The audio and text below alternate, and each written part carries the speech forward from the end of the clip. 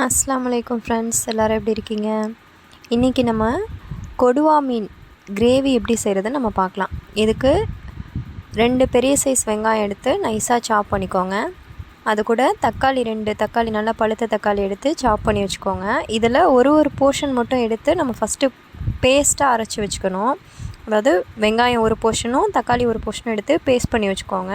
அது போக மீதி இந்த மாதிரி கட் பண்ணி வச்சுக்கோங்க. நார்மலாக நம்ம ஃபிஷ்ஷில் கிரேவி செய்கிறது ரேர், யாருமே அவ்வளோவா செய்கிறது கிடையாது. ஆனால் இந்த கொடுவா மீனில் நம்ம செஞ்சோம் அப்படின்னா டேஸ்ட் ரொம்ப அல்டிமேட்டாக இருக்கும். ஒரு டைம் கண்டிப்பாக எல்லாருமே ட்ரை பண்ணுங்கள். இதில் நம்ம இப்போ இந்த மாதிரி தக்காளி வெங்காயம் அது கூட கருவேப்பிலை தாளிக்கிறதுக்கு நம்ம ஆட் பண்ணுறதுக்கு எடுத்து வச்சுருக்கேன். இப்போ நம்ம தாளிக்கலாம்.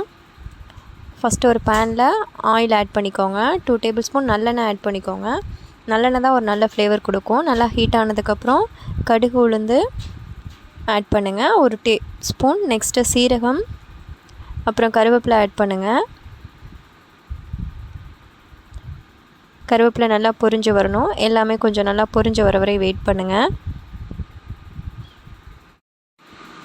எல்லாம் நல்லா பொரிஞ்சு வந்ததுக்கப்புறம் ஆனியன் ஆட் பண்ணணும். நம்ம கட் பண்ணி வச்ச ஆனியன் ஆட் பண்ணுங்கள். ஆனியன் ஆட் பண்ணி நல்லா கிளறி விடுங்க. இதில் கொஞ்சம் சால்ட் ஆட் பண்ணுங்கள், அப்போ தான் ஆனியன் சீக்கிரமாக வதங்கும். அதுக்கப்புறம் தக்காளி ஆட் பண்ணுங்கள். நம்ம மீதி போர்ஷன் பேஸ்ட் பண்ணி வச்சுருக்கோம். அந்த பேஸ்ட்டில் கூட நம்ம கொஞ்சமாக இஞ்சி பூண்டு சேர்த்தே நம்ம அதில் பேஸ்ட் பண்ணிக்கலாம். அப்படி இல்லைனா நம்ம தனியாக ஆட் பண்ணலாம். இல்லைனா அதில் நம்ம அந்த பேஸ்ட்லேயே தக்காளி வெங்காயம் இஞ்சி பூண்டு கொஞ்சம் சேர்த்து பேஸ்ட் பண்ணி வச்சுக்கலாம். இல்லைனா இந்த மாதிரி தனியாக இப்போ நான் போடுறேன் பாருங்கள், இந்த மாதிரி 1 டீஸ்பூன் இஞ்சி பூண்டு போட்டு நல்லா அதோட பச்சை வாசனை போகிற அளவுக்கு நல்லா வதக்கிக்கோங்க. தக்காளி வெங்காயம் போட்டு நல்லா வதக்குங்க. இப்போ நம்ம எதுக்காக இதில் நம்ம பேஸ்ட் ஆட் பண்ணுறோம் அப்படின்னா கிரேவி நல்லா திக்காக இருக்கும். நம்ம வேணும்னா தேங்காய் கூட நம்ம அரைச்சி ஃபைனலில் ஆட் பண்ணலாம். அப்படி ஆட் பண்ணுறப்போ இன்னுமே ஃப்ளேவர் நல்லாயிருக்கும், கிரேவி இன்னுமே நல்லாயிருக்கும், அந்த டெக்ஸ்சர் பார்க்க நல்லாயிருக்கும். இப்போ நம்ம சாதத்துக்கு சாப்பிட்றப்போ கிரேவியாக இருக்கணும், இன்னும் அதிகமான கிரேவி வேணும் அப்படின்னா நீங்கள் தேங்காய் ஆட் பண்ணிக்கோங்க. இல்லைனா நான் சொன்ன அந்த தக்காளி வெங்காயம் பேஸ்ட் மட்டும் போதும். இந்த மாதிரி தக்காளி வெங்காயம் இஞ்சி பூண்டு அதோடு சேர்த்து கூட பேஸ்ட் பண்ணலாம். ஆனால் நம்ம ஆட் பண்ணுறோம் அப்படின்னா அதை நல்லா வதக்கணும். நம்ம ஃபஸ்ட்டு இஞ்சி பூண்டு போட்டனால இப்போ ஏற்கனவே தக்காளி வெங்காயம் நம்ம எல்லாமே வதங்கிடுச்சு. ஸோ இப்போ பேஸ்ட் ஆட் பண்ணி வதக்கிட்டுருக்கோம். ஓரளவுக்கு கொஞ்சம் வதங்கட்டும்.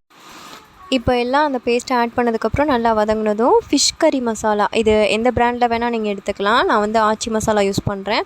உங்களுக்கு எந்த பிராண்ட் ஃபேவராக இருக்கோ அது யூஸ் பண்ணிக்கோங்க.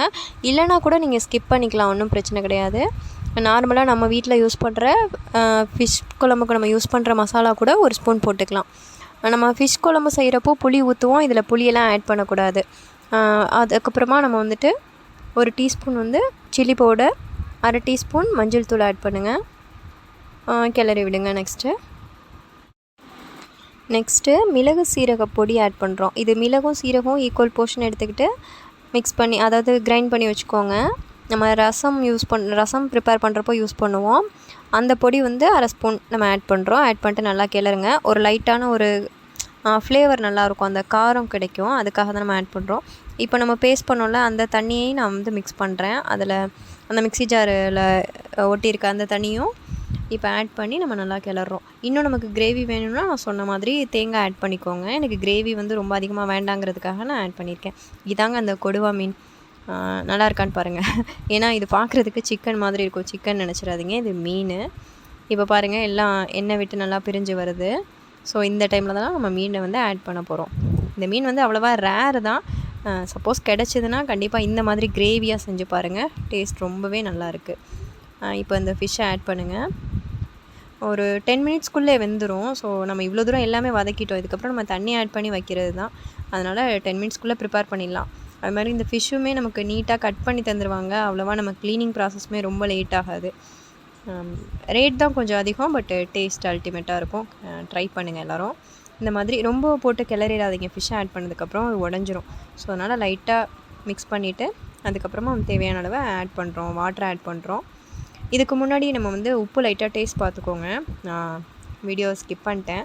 அந்த இடத்துல உப்பு வேணும் அப்படிங்கிறப்போ நம்ம கொஞ்சம் ஆட் பண்ணிவிட்டு அதுக்கப்புறமா தண்ணி ஊற்றி நம்ம மூடி வைக்க போகிறோம். அவ்வளோதாங்க.